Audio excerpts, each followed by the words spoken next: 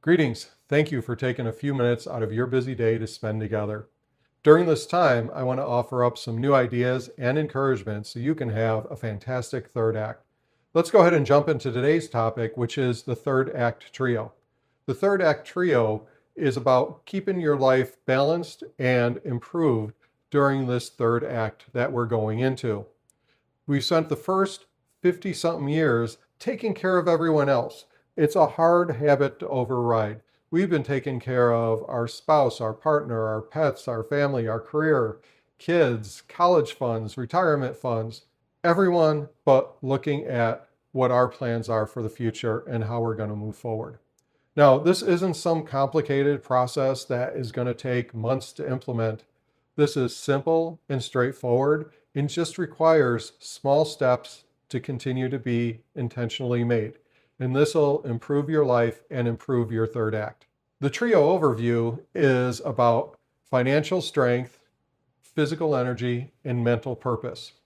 All of these interact with each other. If one of them starts to slip, your life will start to slip. If you start having bad financial decisions because mentally you're not with the program, then you're going to have issues. If you don't have purpose, you're not going to have drive to move you forward and to want to do things.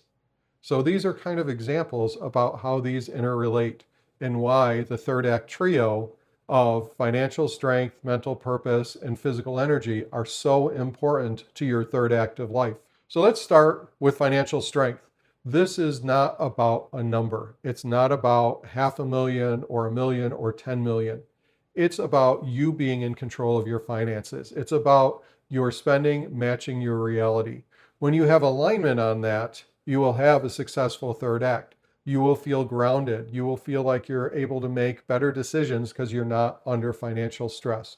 You have tuned your life to match what you actually have to spend. But the whole key of the financial strength is that no matter what your number is, that it matches reality and that you're spending and living within your means. Mental purpose is the next one. Being aligned with the real world and having goals is important. We've spent so much time focused on everything else. Now we're going through big transitions in our life. We're becoming empty nesters. Kids are moving out. Kids are getting married. We're reaching the end of our career. We're now having to spend more time home with maybe our partner, or just if we're alone, more time home trying to figure out what to do. So mental purpose is about having that long-term vision based in reality on what you want to do with your retirement. If you fall into something that isn't what you want to do, maybe you're just sitting every day scrolling on social media, that won't be healthy. Having goals, having trips you want to take, or people you want to visit, or books you want to read, or things you want to learn, all become critical to the mental purpose. The mental purpose is not minute by minute productivity. You can still have lots of downtime, but it's about long-term plans, hopes and dreams, things you're working toward in this third act. That's why it's so critical. It's the motivation to do the other components of the third act because you're working toward that purpose, that goal. So the last one is physical energy. And physical energy isn't about running a marathon. It's not about looking like you're 25.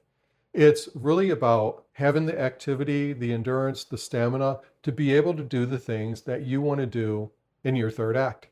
If you're sitting in the chair all day and you want to be out for walks or you want to go hiking, that probably isn't congruent with your third act plans. So you want to have the physical energy to do what you need to do. When you do something as simple as go out for a 20-minute walk, you come in feeling great, feeling refreshed. Your mind gets reactivated.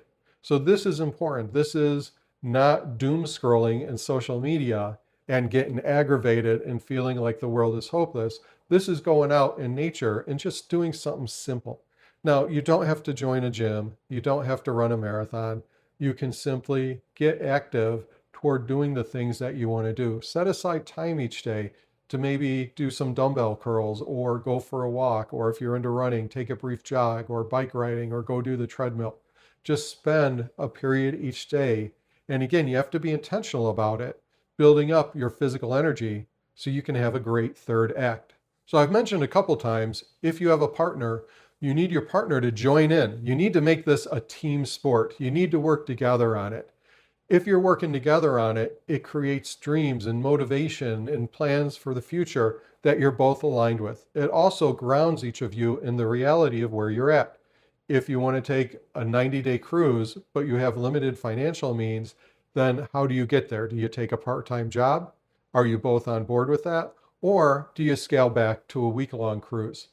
So working on that and having these different options is important because one of the things partners fight about the most is money. It's a limited resource. However, we're not paying attention to our time, which is an even more limited resource that we can't replenish by selling things or eliminating expenses or working part-time. So we want to make sure that if we have a partner, we're both on board with this because this is key to having a successful third act. The third act, the future, doesn't just happen.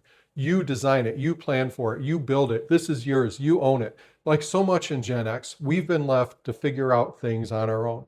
The good news is later in life now, we have infinite resources. We have the whole of human knowledge out on the internet. We have great YouTube videos, great websites that we can go to find the knowledge we need to build the dreams we want to build. So it's really up to you, no one else, to determine what your third act looks like.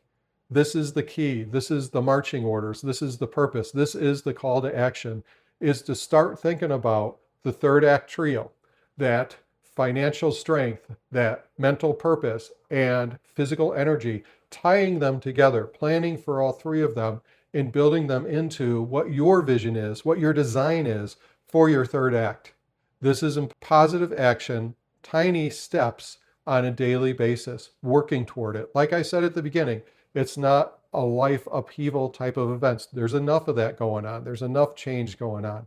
It's about taking one little step each day to move toward that goal. And it may not be a big step. It may be just a realization or a commitment or a plan to move things forward tomorrow. But don't kick that can down the road. Keep taking steps every day, and you get a snowball effect as it builds.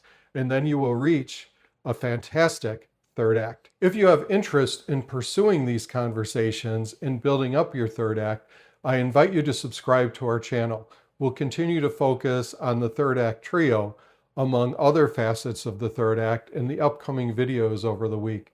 So please join our community by subscribing to the channel. It obviously doesn't cost anything, and you get notified when new videos come out.